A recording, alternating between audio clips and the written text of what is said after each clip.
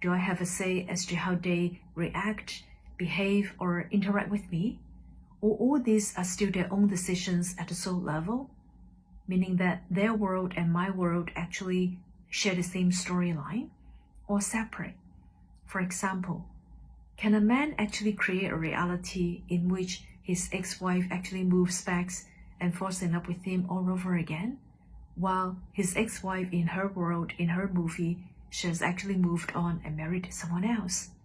How separate or overlapped are these different worlds? It can happen that way, although again, it depends upon how it serves a purpose in that life path to experience those things. The idea is that you make agreements with others, agree to different kinds of storylines, as you say, but you still experience your version of those stories in your reality. By agreement, others will seem to share the same reality, even though they are in their own reality, perceiving their versions of you as you are perceiving your versions of them. So you are creating your versions of them, and it will be based on your belief systems about what you need from them, which can be either slightly or very different from what they may perceive in their reality of their version of you. It just depends on how closely aligned the different versions have agreed to be in terms of what you experience with each other in creating those representations of each other in your own realities. But again, sometimes it can diverge quite readily, quite far, and sometimes it will stay very closely aligned, depending upon the agreement you have made and what purpose it serves to either remain aligned or misaligned. Good day, good day. Ha'ata Bashar. Ha'atu. Ha'atu. Wow. Um, hmm. I feel great. It's a great day. All right. I feel like we have had a conversation before, maybe telepathically. I was standing out in my yard and I had just listened to some of your stuff, and yeah, I could feel something. I don't know if it was that me making it up in my head with my It is your higher mind, and also in combination with us, because we have many conversations with people on the non-physical realm before we have them in the physical realm. But the idea is that it always involves your higher mind to gain practice for you in understanding that your higher mind can answer all the things we have been answering for all of you for all this time as well. Cool. I do want to ask some specific questions. One, I'll just start off with one of them is about um, I'm a farmer. I work with the land, and I heard you talk about the Lyrians, and I just want to, I guess, talk more about like water, plants, animals, the energy of those things, and my relationship with them, and how I can evolve those. Like I know water bending is a thing. There's a lot of things that I've seen in movies like superheroes can do, and I just get chills when I see those things. So I feel like they're possible. Um, All of them happen in spirit. All of them can happen in spirit. Some of them can be brought into the physical realm if you allow yourself to see the physical realm as an extension of spirit more strongly. Not all of them are relevant for your particular life path, but certainly by allowing yourself to understand yourself as an extension and an expression of nature, as nature, rather than being in nature, then you can blend more fully with the idea of the consciousness of nature in all its forms, plant and animal, and elements, and allow yourself more efficacy with the communication with those particular forms of consciousness as well. Being a farmer, in a sense, you have a head start on this because you understand how to work with the land. Allowing yourself to understand everything that's physical as being an extension and an expression of spirit can also help you accelerate your ability to receive and send communications to all the elements we have mentioned. cool. And does that include the Sasquatch or other All things in nature. all things in nature. So are the Sasquatch aware of me? They can be. They are aware of many humans individually, especially those that work the land. So peripherally, they can be aware of you, though it may not be extensive. Hmm.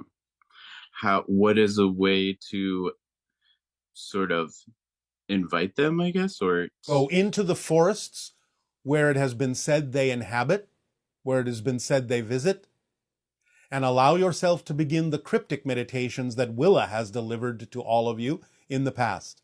Sitting with your back to a tree, near a source of water, listening to the water, and extending your mind deep underground into the root system and the mycelial network of the tree, and beginning to blend with the communication between the trees in that way, can also connect you to many forms of nature, including the elementals and including the idea of Sasquatch. Begin those kinds of meditations on the cryptic journey, and it can improve your ability to perceive and receive communication from many different kinds of beings that exist that many people on your planet don't even know about. cool. And teleportation, is that possible with my physical body, or do I need some sort of ship? No, you do not need a ship. You have to understand that you're already teleporting all the time. That's how you move. You jump from moment to moment. You teleport from moment to moment.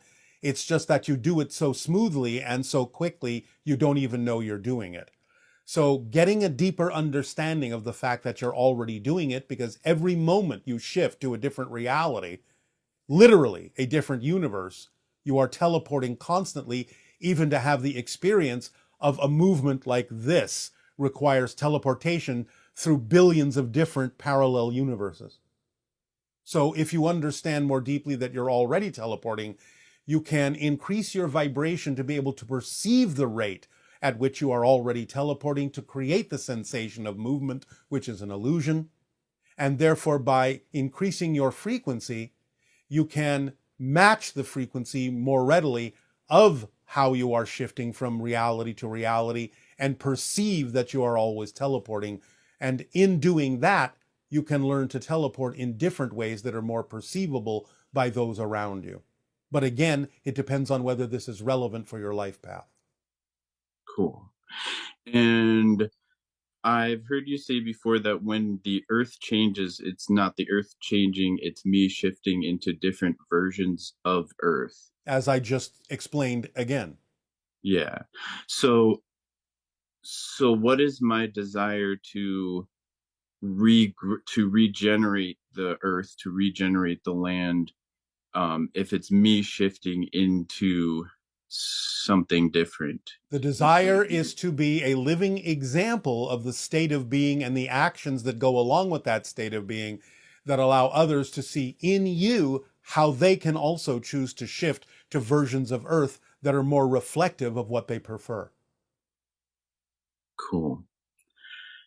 And one of my last questions here, I want to get a little bit more specific about my personal myself. Um,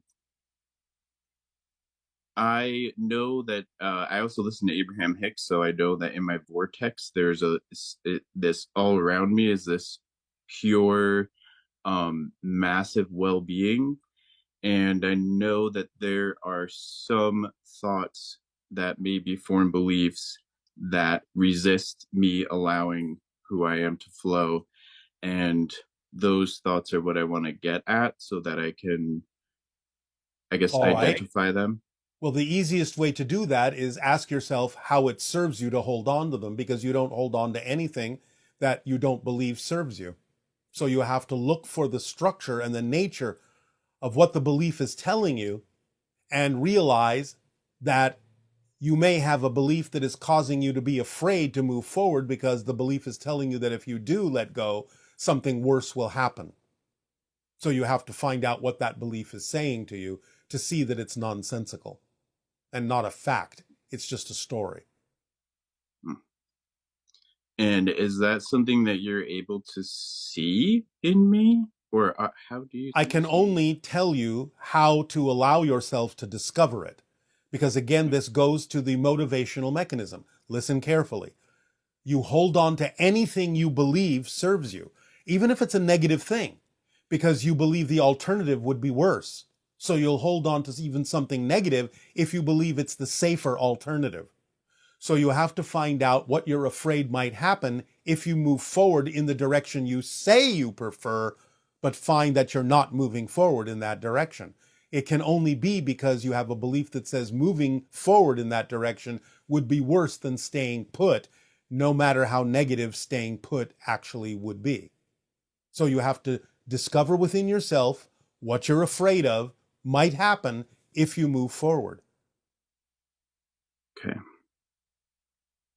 And when I live in Hawaii, is there Yes. anything here, maybe around my location, that What might island are you on?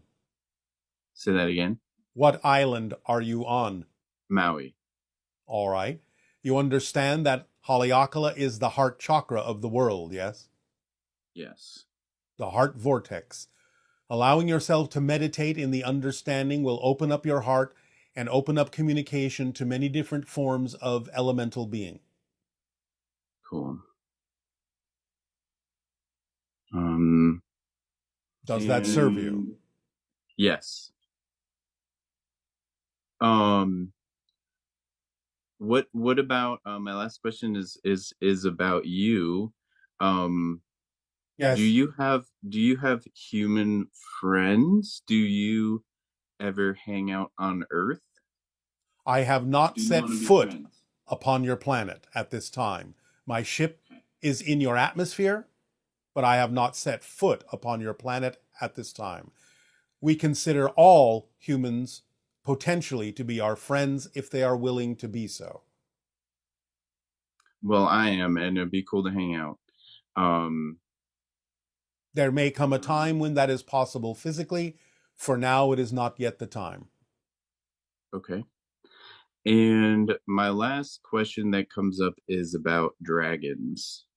Dragons are a projection of a certain interdimensional form of consciousness that is interpreted in your reality as the form of a dragon. That's not how they look in their own reality, but it is an expression of ancient wisdom and great power that takes that form because that's the form that your physical reality best interprets those interdimensional forms of consciousness.